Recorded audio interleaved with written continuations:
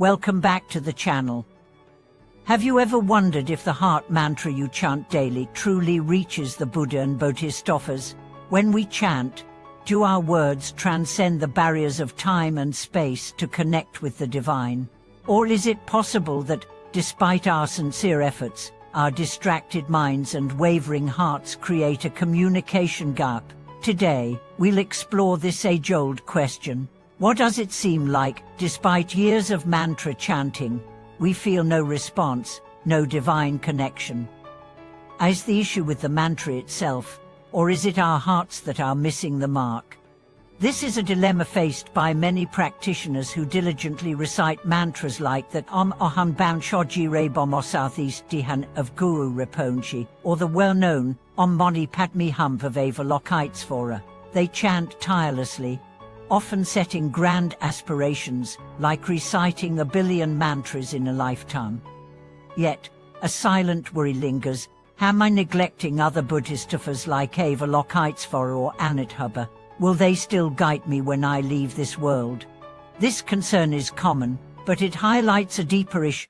When we chant, are we doing so with true trust, or are we caught up in anxiety and distractions? Chanting a mantra is, at its core, a form of communication with the Buddha and Bodhisattvas. However, communication requires alignment both in frequency and in heart. If our hearts are clouded with confusion and doubt, our words may resemble a phone call made with poor reception, where the signal falters and the connection fails. Many believe that the mantra Om Aham Bam Shoji Rebomo Southeast Dihan is a direct line to Guru Rinpoche, or that Om Mani Padme Hum is the phone number for Avalokitesvara. If you dial the wrong number, does that mean you're reaching the wrong person? While it's helpful for beginners to conceptualize it this way to build confidence, deeper practice reveals that all Buddhist mantras are essentially expressions of the same universal truth. They are all rooted in the same energy, the same essence. Every syllable in these mantras holds profound meaning. For instance, Om Aham represents the body, speech, and mind of the Buddha, encapsulating the Buddha's threefold energy. Amchon symbolizes the wisdom of the Vara family, representing unshakable clarity. Jirei belongs to the Jewel family, representing complete virtues. Abomot is the Lotus family, embodying compassion and purity, and Southeast Deed represents the Bodhisattva family, embodying the will and action to benefit all sentient beings. Finally, Han symbolizes the Buddha's completeness, the perfect fulfillment of all.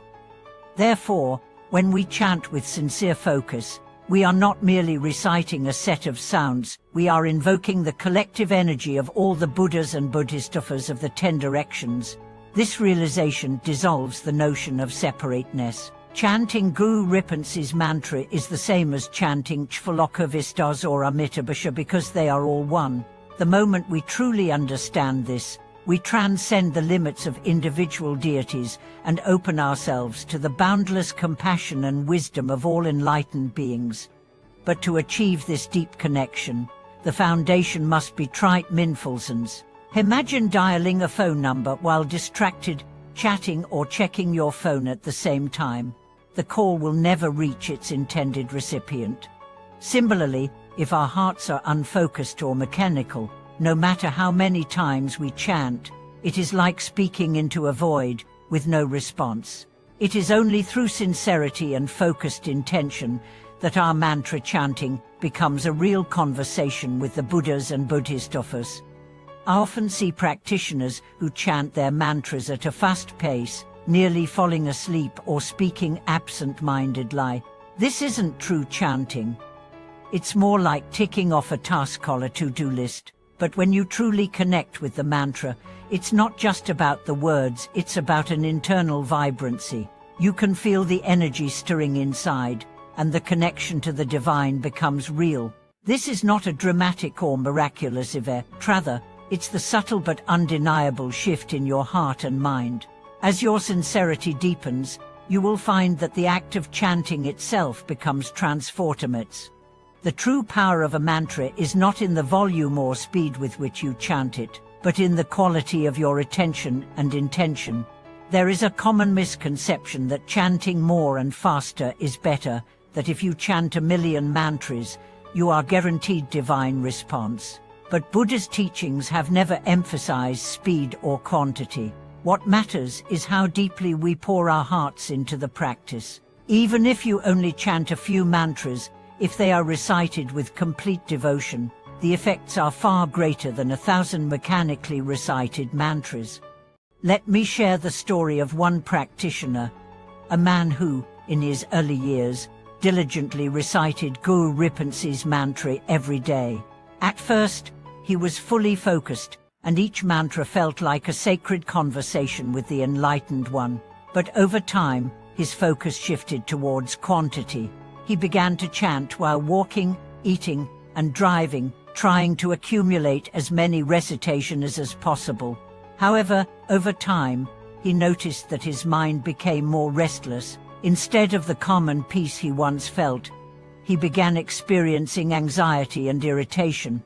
One night, he had a vivid dream where he found himself in a dark cave, chanting frantically, yet no response came. When he awoke, tears filled his eyes.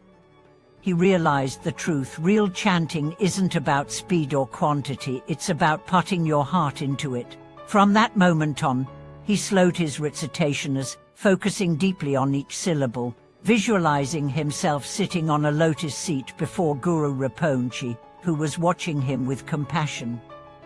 This shift marked a profound change. He began to feel peace, light, and warmth in his practice, and sometimes he would find himself shedding tears of joy during his chanting.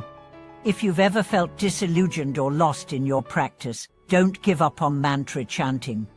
Every recitation establishes a connection with the Buddhas and Bodhisattvas. Even when you feel uncertain, remember that every chant purifies your karma and builds merit. When you chant with sincerity, no matter how faint the light, it reaches the Buddha's ears, and they respond. Each time you chant, you open your heart to the transformative power of the mantra. You may not notice immediate changes, but slowly, your mind becomes softer, your speech gentler, and your actions filled with more compassion. These changes might not be visible to others, but they are undeniable to you. The mantra's true power is not about what you achieve, but about who you become. In conclusion, remember that chanting is not just a task to be completed, it is a bridge connecting you to the Buddha's light and wisdom. Whether you chant 100 times or 1,000,000, the real key is in the sincerity of your heart. The Buddha and Bodhisattvas do not care about the quantity of your recitation as they care about your genuine intent and your willingness to transform. Thank you for watching this video.